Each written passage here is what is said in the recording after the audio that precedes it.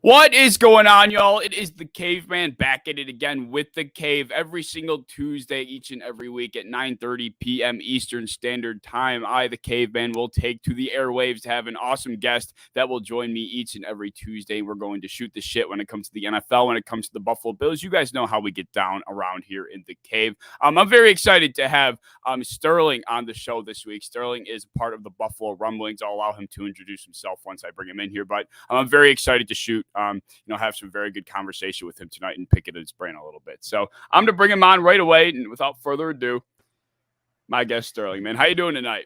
Hey, what's up, Cave, man? It's a pleasure to be kicking it with you, man. Thank you for the invite. I appreciate it. Of course, man. I'm looking forward to it. So if you guys don't know who Sterling is, well, you better get well acquainted. Sterling is part of the Buffalo Rumblings, like I mentioned earlier. He's host of his own show called Intentional Grounding, which is on Mondays, I believe, if I'm not mistaken. And he's also a part of the Scouting Academy, which I want him to indulge in a little bit on his own. And then the links to all of Sterling's social medias, the Buffalo Rumblings social medias, will all be in the description. So Sterling, speaking on the Scouting Academy, because I was, just of course reading up on my guests as I do every single week. Let me know what what goes into the Scouting Academy. What's that all about? Watching a lot of film. That's what goes into it. But The cool thing is you get to you're talking with, NFL GMs and coaches and getting their perspective on players and evaluation, what makes an NFL player tick or a college player tick, and just the nuances of each individual position. When you're scouting these players, teams are, whether you're a regional scout, national scout, teams are looking for a specific prototype or a specific for these players to kind of fill roles, right? And so, you can't scout in a vacuum, right? And every team has different needs, right? So it's just really cool, man. It's really cool to be a part of. I'm grinding, learning a lot. It's a lot. It's a lot, man. I would say the nth degree for me of evaluating players and talent. It never stops. Yeah, I mean, it sounds like I'm not a huge film watcher personally, but I'm also not big into analytics and statistics. So I kind of find myself in the middle of, like, I don't know if you've ever heard of the joke where, oh, he's a dog. Like, that's how you do the eye test. Look at him and you're like, oh, that guy's a dog. That little stupid joke. I'm kind of finding myself in that middle ground, but I do like to dabble in a little bit of both. I definitely would prefer to watch film over, doing all the analytic breakdowns that is really a growing market in the NFL and all professional sports. But that's really cool, man. It's not something that a lot of people can say they participate in. A lot of people say they watch film, but how much do you truly believe them? But you got you got evidence to back it up, man. So I know you know your stuff, and that's pretty cool. All right, Kim. Thank you for popping in, guys. Anybody, if you have any thoughts, comments, you want to just say hello in the comments, definitely go ahead and do so. So that's the guest spotlight. I'm excited to shoot the shit with you tonight. And we're going to start off with some recent events.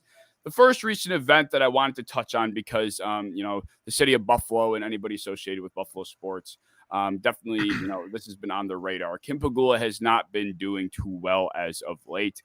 We got a notice, I guess is the right way to put it. I think like 2 weeks ago or so, saying that she was admitted to the ICU in a hospital. I think it was in Florida.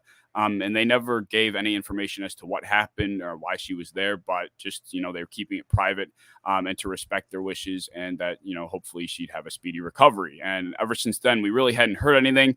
Some very awful rumors arisen today.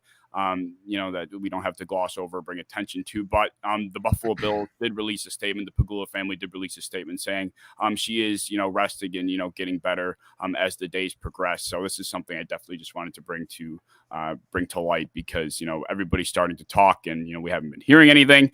And people are starting to assume things that just don't need to be assumed, if you know what I mean. Yeah, dude. Why do people do stuff like that? That to me, look, I understand, like, you want to talk about a player and how he's not performing well to what you think he should be performing to. But when you go out and you say stuff like that about the Pegulas, the owners of the team, and I mean, that's just tasteless. It's classless, man. You don't want to, I mean, as fragile as life is, as you know, it's just, it's a bad look, man. And whoever's doing that, man, they need to stop, bro. Yeah, totally. I don't know where it came from, how it started, what source. People, I don't know how things like this catch fire. But I got a couple texts today saying, Kim Pegula is not doing great, and I was like, where are you hearing this? Where is this coming from? And nobody really had a solid answer, and I never Yeah. still have had a solid answer. I don't know how this really started, but either way, I'm glad that they did give us an update on it. That she is doing well. Thomas, thank you for popping in. I hope you're doing well tonight. But yeah, I just hope that she truly is doing well. These rumors kind of just go ahead and pass along, because that's just not something that really needs to be talked about. But the next thing I wanted to discuss, this happened, I think, 3 or 4 days ago. Arch Manning, the nephew to Eli and Peyton Manning, commits to the Texas Longhorns. I'm not big on players, especially if they're not even in college, let alone the NFL. But this kid hasn't even played it down in college yet, and he was getting posted on ESPN, on Bleacher Report, this and that. It's a pretty big deal. Do you think, and I've been hearing personally, that he's not truly the best quarterback even in his class, let alone this generational talent that everybody talks about? And is this film that you indulge in, do you go this far back with the scouting academy, or is it just NFL level? It's college and NFL, but I haven't watched any Arch Manning film, because I don't have access to that. But I mean, anytime you have the name Manning attached to your last name and you play quarterback, and I think there's going to be some hype that goes along with that. And just think about it. You're taught by Peyton, Eli, right? Yep. Their dad Archie. Just think about his ability to pre-snap and post-snap. I mean, this guy, he probably has a plethora of just sheer knowledge. I mean, and then I think he's 6'5", I believe. Yeah, he's big. He's like 6'4", yeah. 6'5". He's big. Yeah, he's 6'5" quarterback and can move. So I can't wait to start to check him out and see what he's got. But the fact that he's going to the Longhorns, I mean, he had offers from just about every major Division I program. You talk about Texas, but Alabama, Georgia, Ohio State. I mean, he's a dual threat quarterback, or that's what they're saying. He's a dual threat quarterback. So I can't wait to see how he fares up in Texas. I mean, anytime the Longhorns are good, it's good for college football. So we'll see what happens. But I know there's got to be some huge NIL deals. Not that the kid needs the money, but it's going to bring a lot of hype and attention to the University of Texas. Oh, yeah. I mean, it's nice to see. Obviously, Texas isn't a small school by any stretch of the imagination, but it's better than your usual Clemsons or your Alabamas. And I'm not the biggest college guy, but it didn't seem like Texas would be a top choice for, a prospect of his caliber, at least from my relatively uneducated college football opinion. But it was pretty cool to see that. I'm just not too interested in players that haven't at least played in college yet. That's just me. Thomas says he has more tools in his arsenal than the average person, so he's starting ahead of the curve from the get-go. Yeah, and then not only that, he's a Manning disciple, or descendant, I should say. So, all right. So that also helps. I mean, you got the tools, you're a Manning descendant.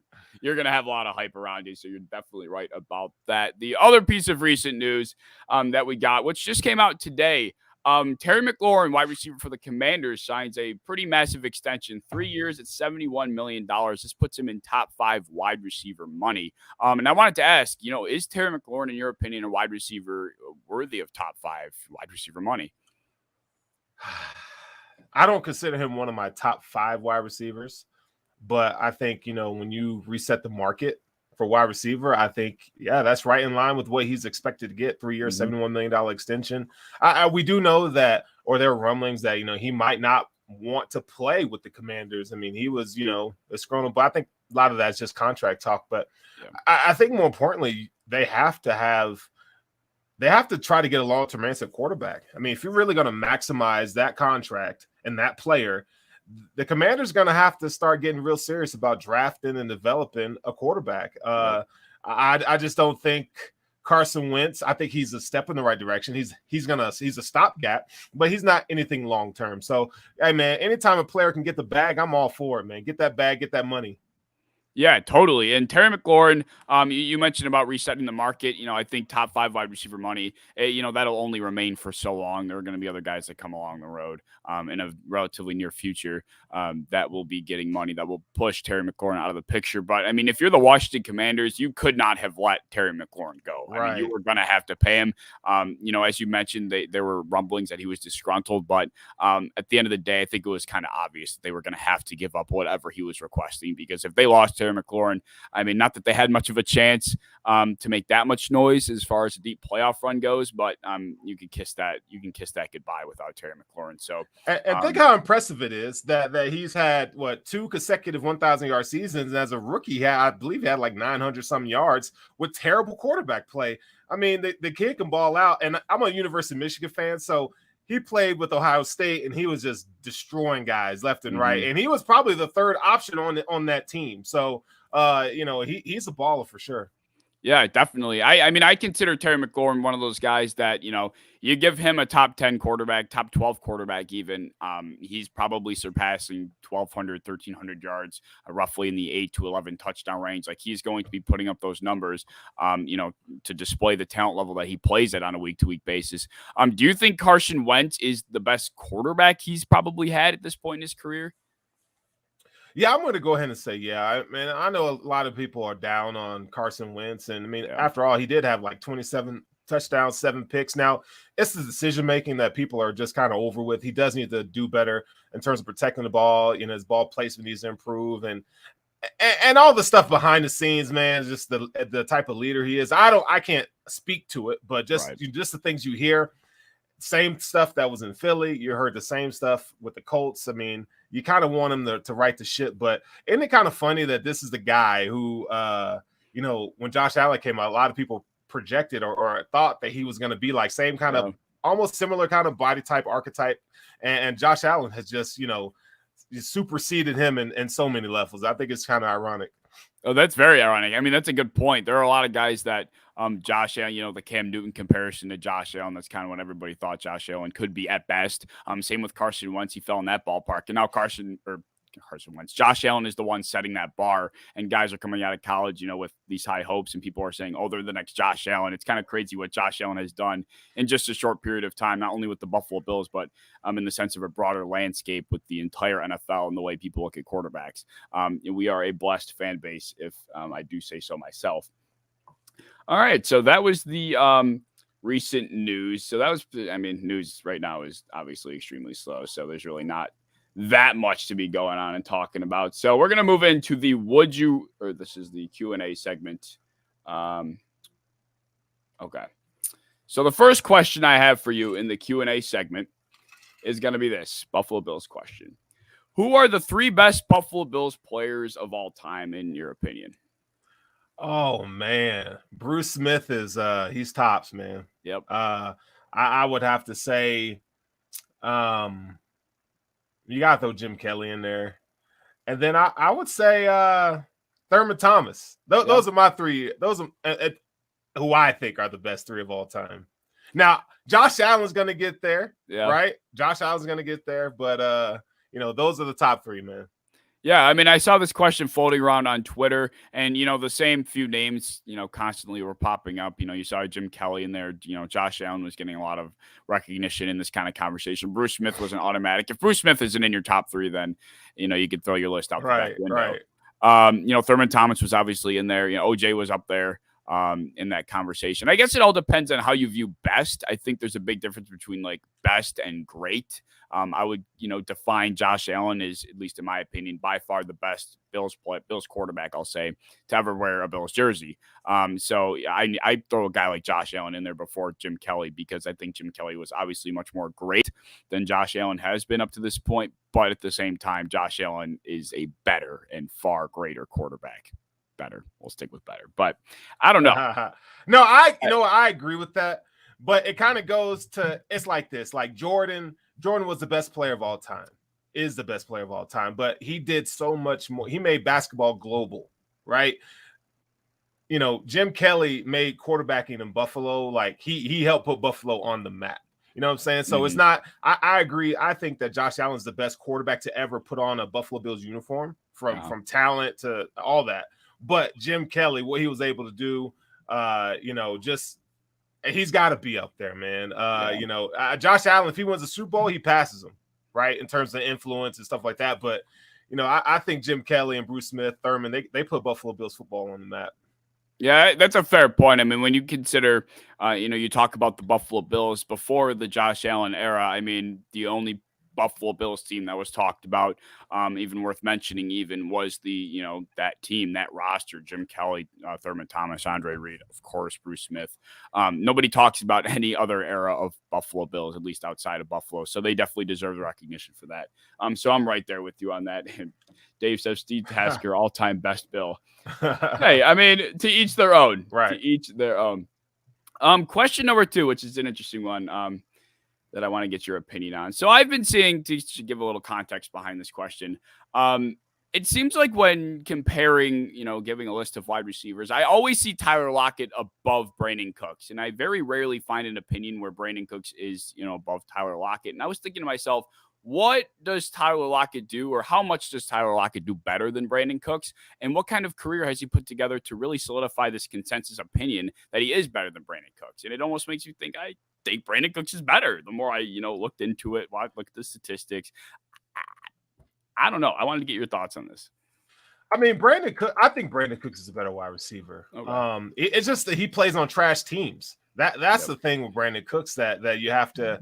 I think he's speed for days, right? Mm-hmm. I think he's faster than Tyler Lockett. I mean, this is a 5'10" wide receiver. I mean, everywhere he's gone, the man puts up numbers. I mean, he had in 2020 he had 1,000 yards. I think he had 1,150 yards and like 6 touchdowns, and he did it in 2021. 90 receptions for 1,037 yards, I believe. I mean, this guy he produces on horrible teams, man. He kind of reminds me of a lot of like Lee Evans. I don't know if you remember Lee Evans, but he has that Lee Evans type of game. But when you talk about route running, separation after the catch, I mean, the guy can go up and high point balls. Tyler Lockett can do all those things too. But I think your value, to me, it can kind of be diminished when you play with Russell Wilson, one of those quarterbacks, DK Metcalf. Yeah. That frees up. That's like saying Gabriel Davis, and people want to talk about how good Gabriel Davis is. I have yet to see it really, because he's lined up next to Stephon Diggs. And so you take Stephon Diggs out, he doesn't have 4 touchdowns, 200 yards in a playoff game. So I think we have to pump the brakes on that. But I think Brandin Cooks is tried and true better wide receiver than Tyler Lockett. I love that you said that, because I'm right there with you. I'm not going to kill somebody that sits here and tells me Tyler Lockett is the better receiver. It's fine. He's had a great last 4 years. He's had over 1,000 last 3, just under 4 years ago, right? But, Brandin Cooks has been, I think, Dave mentions it. He's been traded how many different times? He's been on, I think it was the Saints to begin with.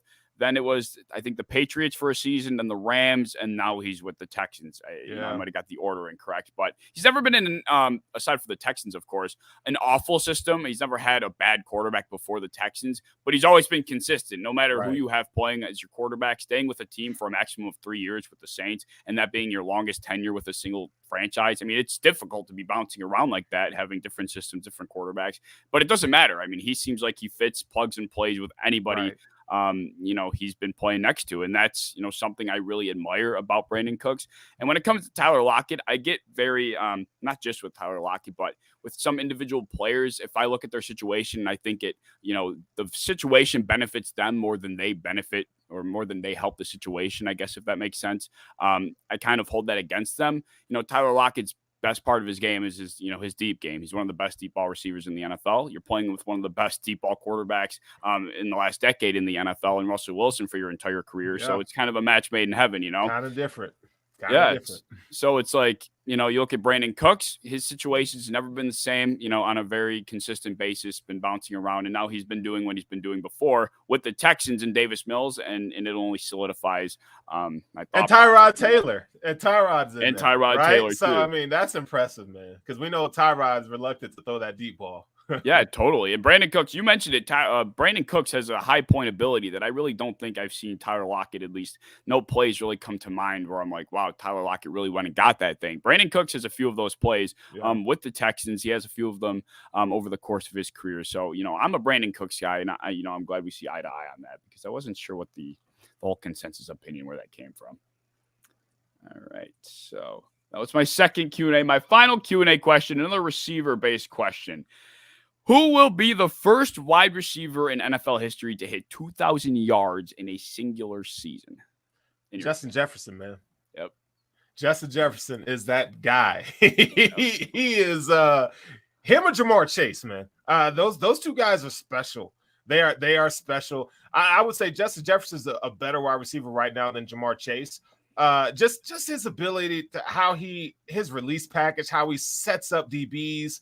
I mean, he's incredible, man. He stacks DBs so well, can get it any kind of way. Rack, red zone. I mean, he's filthy. Sick route runner too. He kind of reminds me of he's not as polished as Chad Johnson was as a route runner, but he's damn near close. Yeah, Justin Jefferson, he is probably, I consider him the second best receiver, well, third best receiver, now that Cup's been in the mix, but third best receiver in football. Or maybe I have him too. He's up there, though, regardless. He's top 3 in my book. Justin Jefferson's the first receiver that came to mind when I thought of this question as well. The guy's been on historic pace for the last 2 seasons. Kirk Cousins doesn't have the most difficult job getting him the ball, because he's got the play action with Dalvin Cook in the backfield. So Justin Jefferson's able to do his work over the middle, behind the safeties. Justin Jefferson, I feel like he's in the most ideal situation to do so, and he's got the talent level, and he's on the pace to also do so. 1,400 yards his first season, 1,600 yards his second season.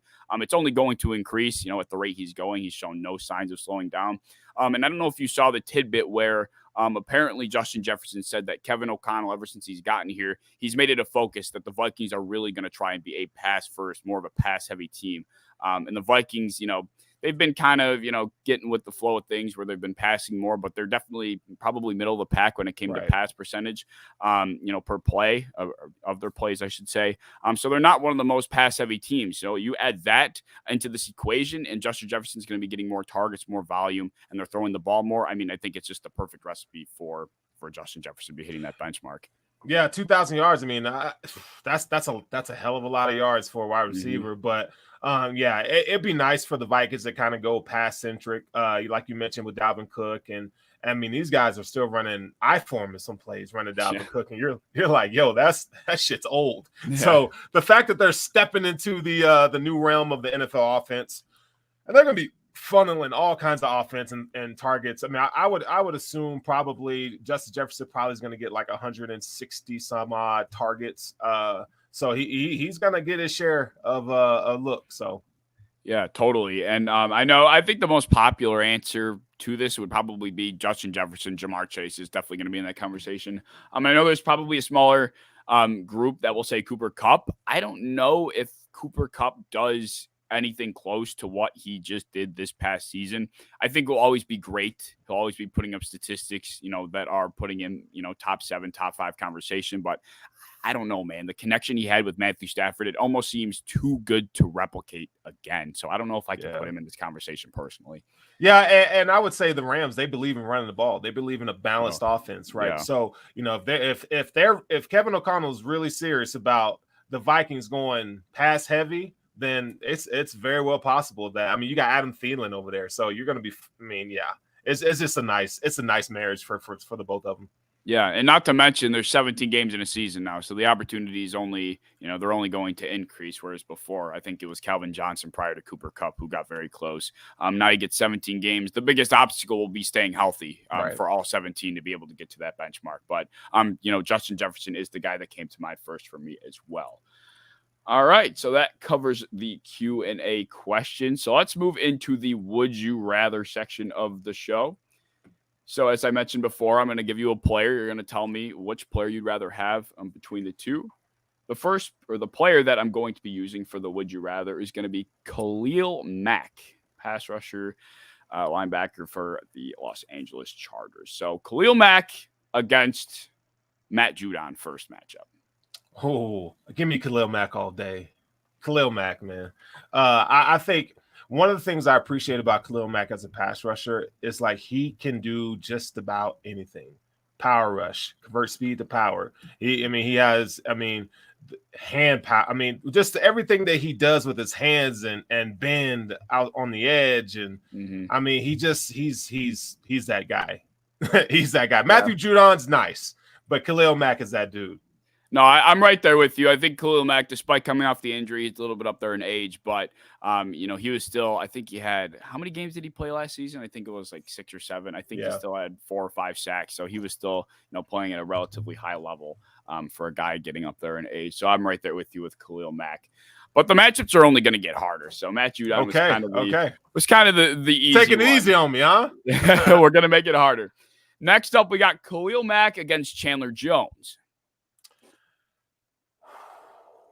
I'm going to go Chandler Jones, man, just because I think your availability is important. And, Khalil Mack, he plays hard, man. But Chandler Jones, what he does with his body, I mean, if you ever do some research on him, the dude he's a menace when it comes to taking care of his body. Not saying that Khalil Mack doesn't, but he's just consistent, man. And this guy puts up 10+ sack years like it ain't nothing, dog. Like, Chandler Jones is probably one of the best pass rushers of our generation. Okay, yeah. So, on your point to the ability to stay available, to stay healthy, that's probably going to affect Khalil Mack in this conversation later down the line too. But, Chandler Jones is a guy where I kind of thought, he started off last year where he had 5 sacks. I don't know who they played against, but the dude started off last year extremely strong.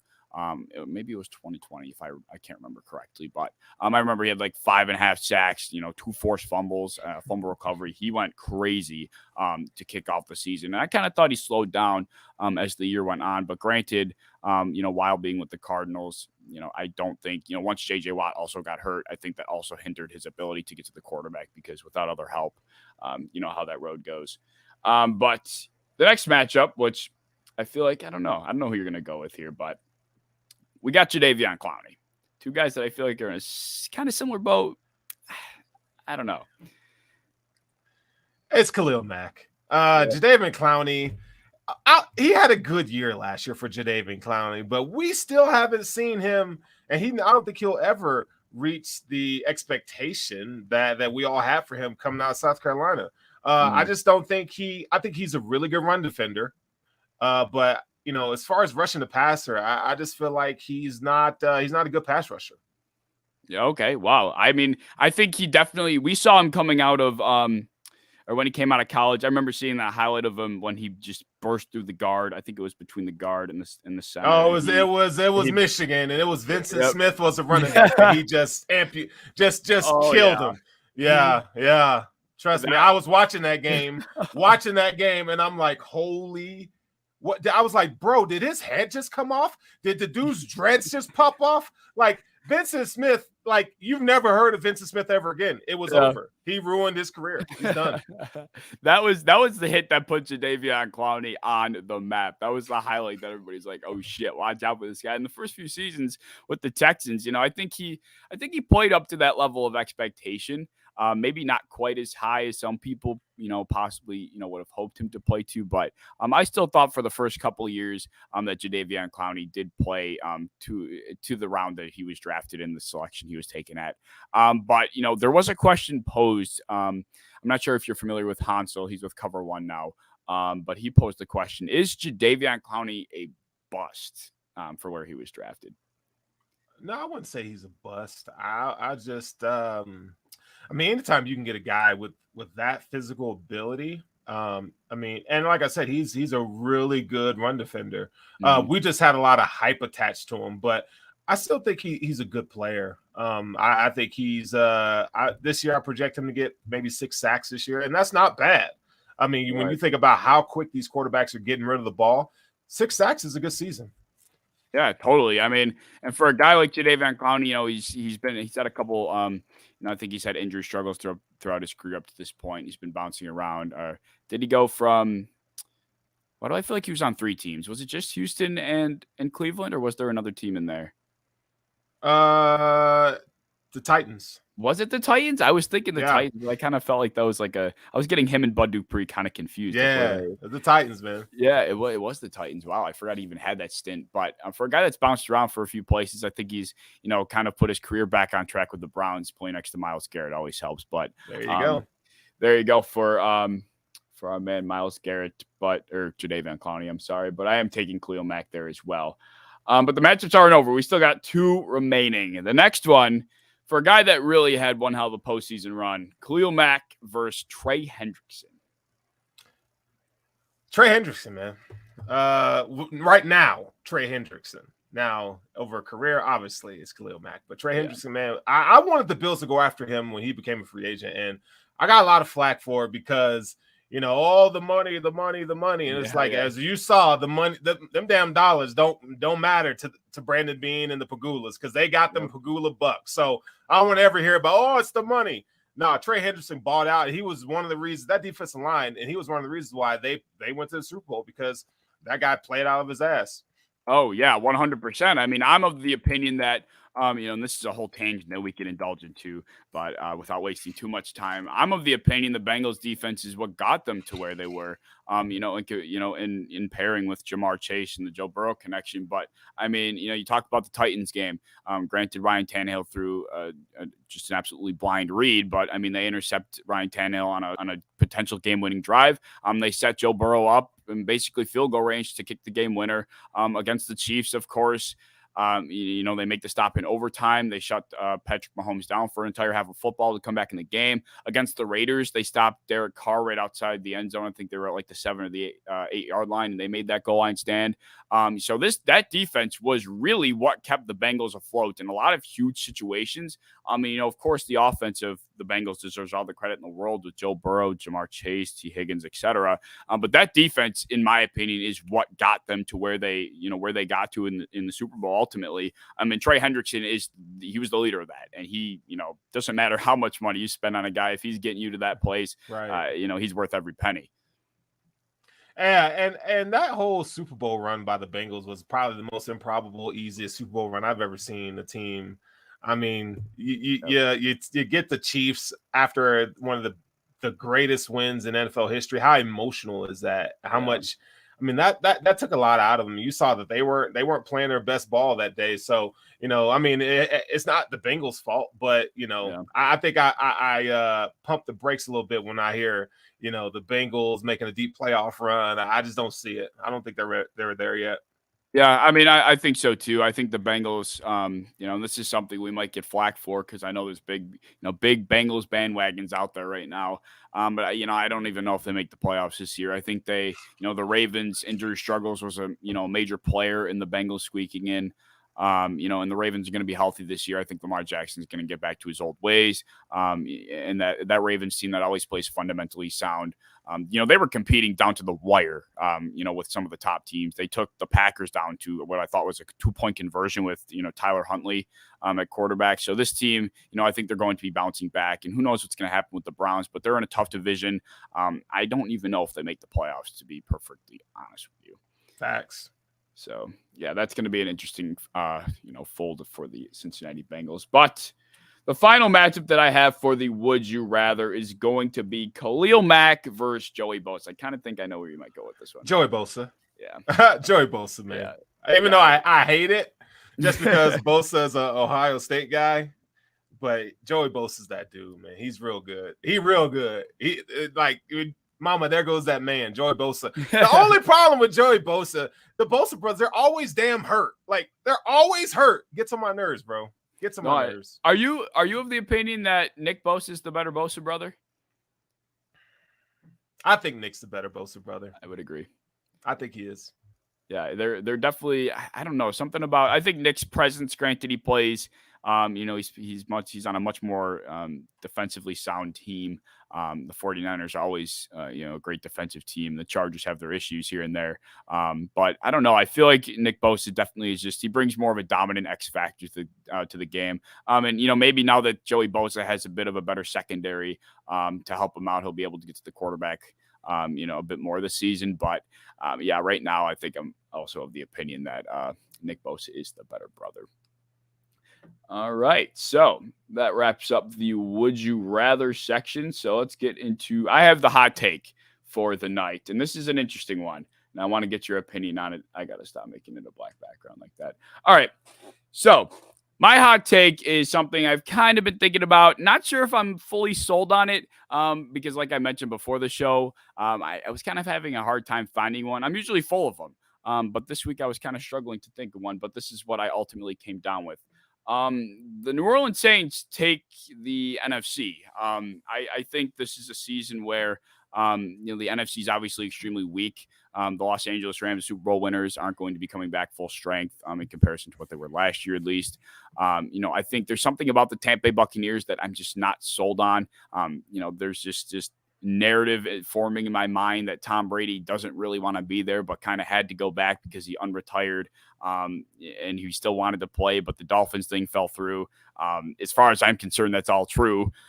So I don't know. There's just some weird stigma surrounding the Bucs. So I think they'll be able to clear them. Not to mention the Saints, I think, have beaten Tom Brady and the Bucs ever since Tom Brady got there. They have their number for some reason. So I think this is an odd year for the Saints to make almost like a Bengals type run, maybe not to the Super Bowl quite to that extent, but, take the NFC home in a very weak, division and conference in a whole. So the thing about that is Alvin Kamara, that's a big question mark. And Yep. it is believed that he's going to be suspended for 6 games. They need him. He's the engine, but you're getting J-Boo back. Jameis Winston, yep. I like him as a quarterback. I think he's going to do well.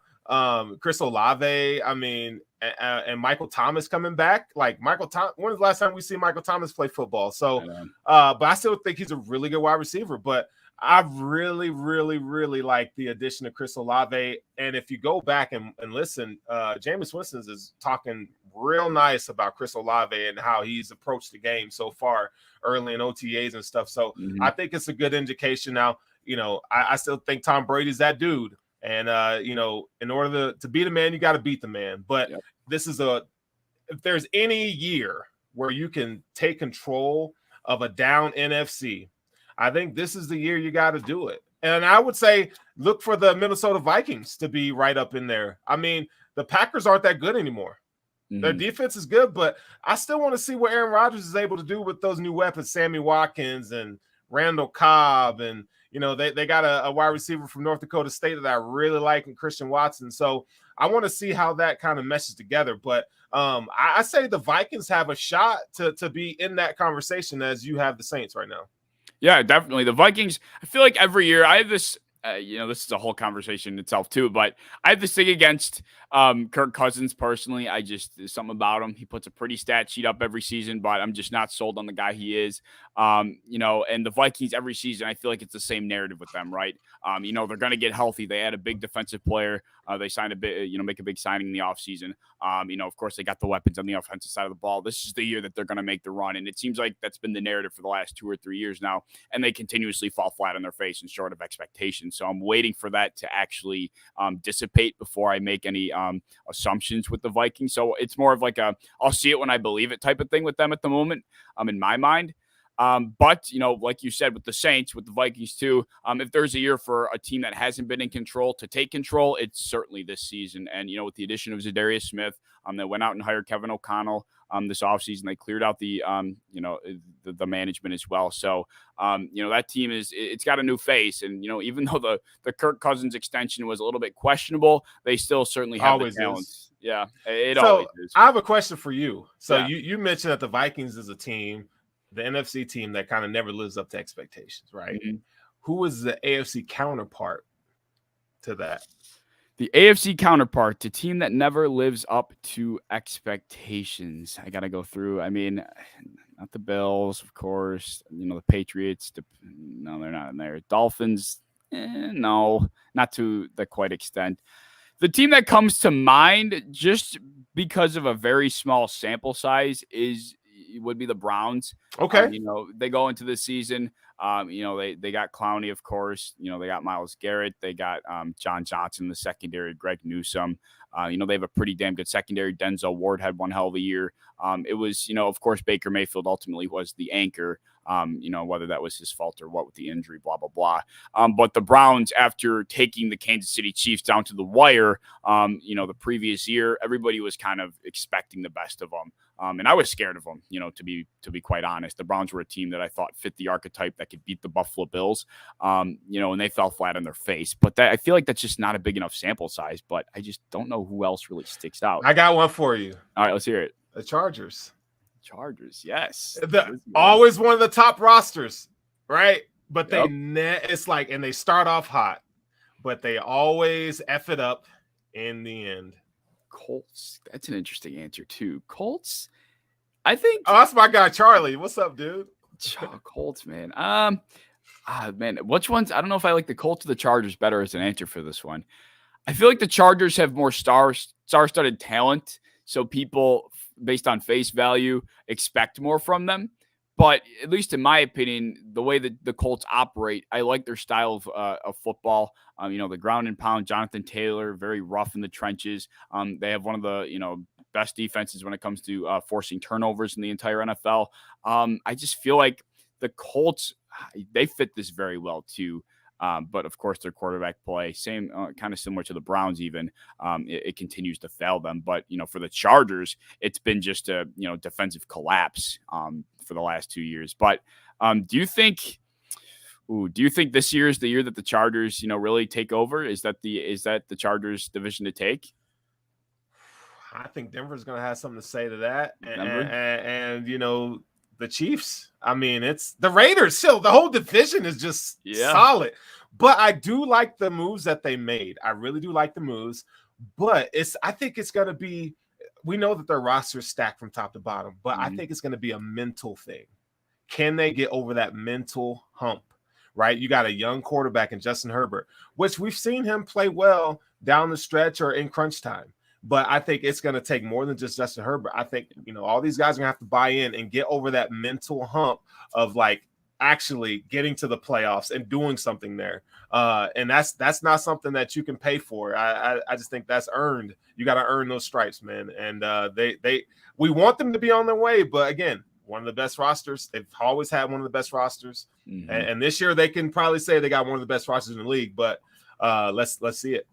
Yeah, I mean, I think, the Chargers are one of those teams that, they, every season they, like you said, they have one of the best rosters and they kind of blame the injury bug. Derwin James, of course, he could be the best safety in the NFL if he just stayed on the football field.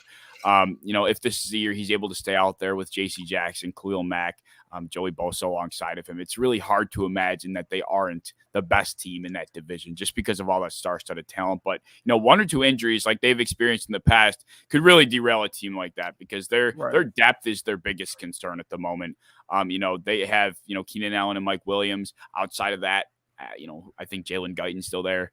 I think they have another young guy that was pretty decent for them at points last year too. But, Keenan Allen's a guy that's struggled to stay healthy throughout points in his career. Mike Williams even the same kind of thing. And then the defensive side of the ball, if Khalil Mack, doesn't bounce back the way they're hoping, who knows? This team, Derwin James, I mean, this team, they have it all, but I feel like it can really slip through their fingers quick, in the matter of just one or two plays. So it'll be interesting to see how they go. So you're of the opinion that the Broncos take it. You think the Broncos take the AFC West?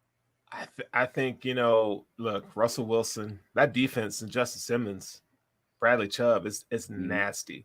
I think they got one of the best wide receiver cores in the league, man. They're top to bottom. They're good. And I think you add, because I live in Denver, right? So I like to watch their games, but you put Russell Wilson on that team. Russell Wilson doesn't have to let Russ cook and do all this just play quarterback. Yep. Just make smart decisions. And they got a good shot, man. They got a really good shot to take that division. They totally do. I feel like my current perspective on the Broncos is I don't know what I think. Russell Wilson by no stretch of the imagination is washed. I hate that entire narrative wherever that came from. But I think this season, just knowing how tough of a division it is, they don't suck, but I think they struggle. I think the Broncos are going to win the long game in the AFC West, right? I think the Chargers are in it for the short term. They're trying to win on Justin Herbert's, rookie contract. I think the Raiders are also kind of in a similar boat where their best opportunity is going to be the next 1, 2, 3 years. I think the Broncos win the long-term game. That Russell Wilson trade is going to go down as probably one of the best trades in Broncos franchise history. I mean, they get a guy that takes care of his body. I would say almost like LeBron James level. Like this guy spends like $1 million per year on body health. Keeping himself, up to date, making sure he's always, not sore. He's always healing correctly. This guy does a lot for his body, and he's 33 years old. And quarterbacks in today's day and age are playing up until, 39, 40, 41, 42, 43. So It's like they just got their franchise quarterback, for a haul, granted. But I think the Broncos are going to win the long game. And, I would be shocked if they didn't come out on the right end of a Super Bowl at some point, just seeing how young of a core they have and adding Russell Wilson to that. So I like them for the long game, in my opinion.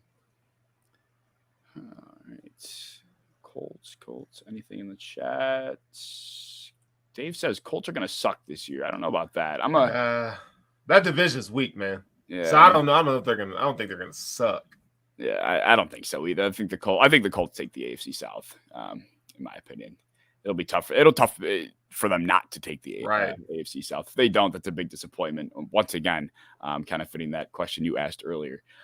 All right, so that will bring us to our final segment, which is going to be the Caveman's quiz game. This is going to be fun. This is the most highly anticipated segment that I present to my guests, and I always have a good time doing it. Just to give you and whoever's watching a quick rundown on how this works. That's your guest spotlight. These are the rules for the quiz game. So there's going to be 5 NFL quiz questions, an off-season events question, stats, history, draft, and awards question.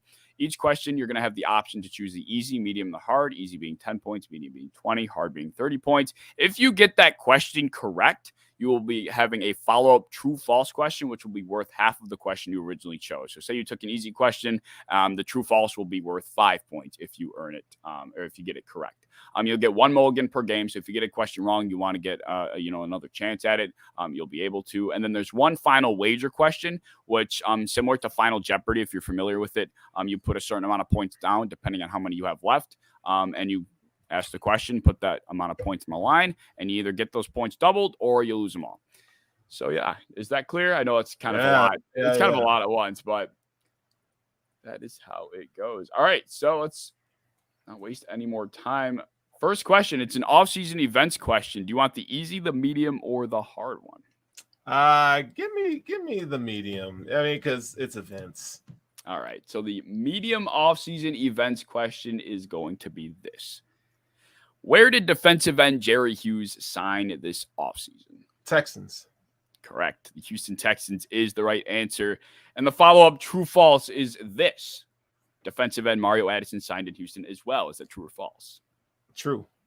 Correct. You are up to 30 points on the board with the first question. It's a very hot start. Which I did not mention, where's the leaderboard? You're chasing Charlie right now. Charlie is at the top with 100 points. You just set that last week, actually. So that's who you're chasing. And 30 points to start off is pretty damn good start, if I do say so myself. All right, so you're up to 3 points. Second question, this is a statistical question. Do you want the easy, the medium, or the hard? Give me the hard one. All right, he's going hard. The hard statistical question is this. Which offense led the NFL in rushing yards last season?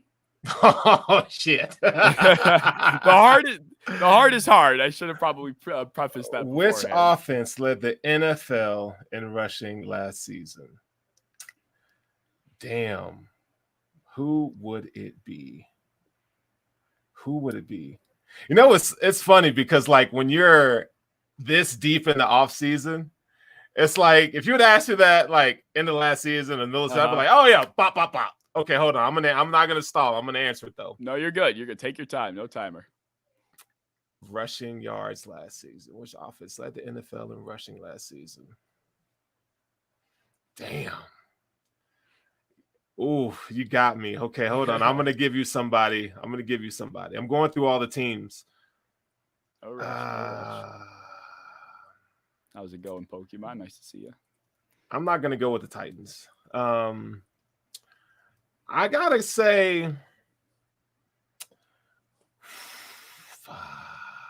God, this is hard. This is hard.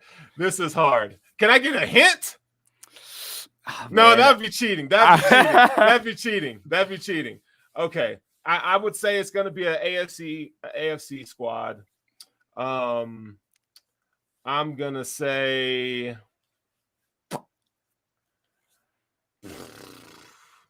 damn, the Titans sound very nice.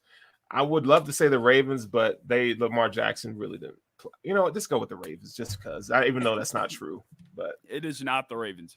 Who is it? Who is it? Oh, the team that led the NFL in rushing. Somebody you will not expect. Who else do you have circulating in your mind right now? Who are the prime candidates?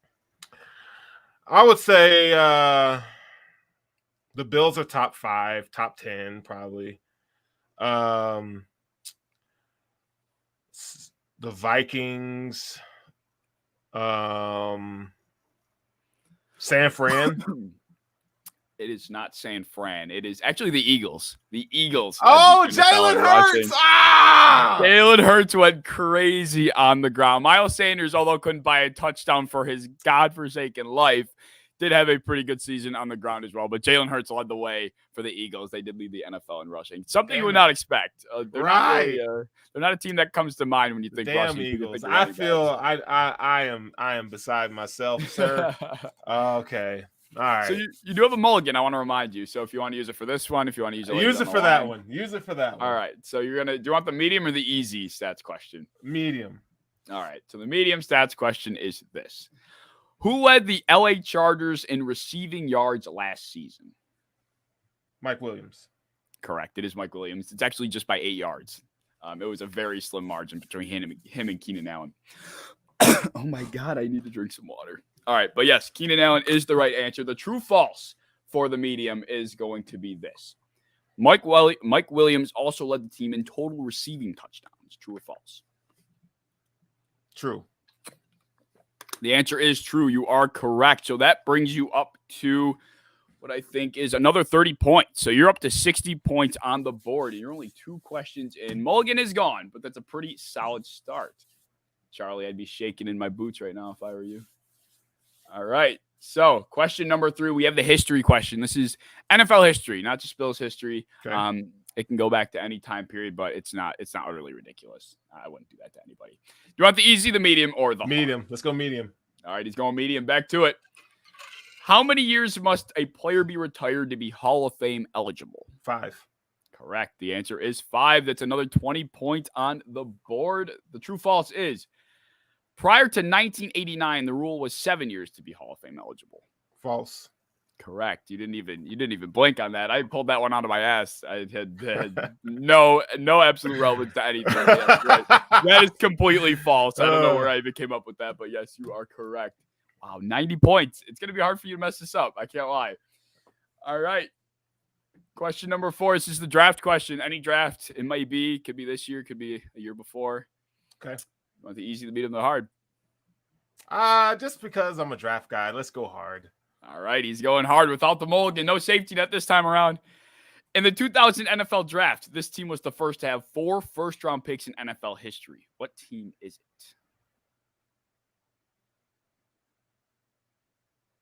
Saints.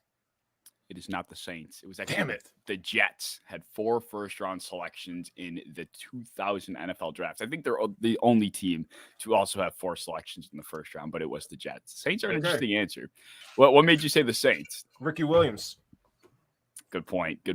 They traded that massive haul. Yeah. Yep. So good point. But it was the New York Jets, which honestly, once you hear picks, what they do with those picks? Was that the year who'd they get? Honestly, let's look it up because Chad Pennington, he wasn't a first round pick though. No, from what I remember, it wasn't much. 2000.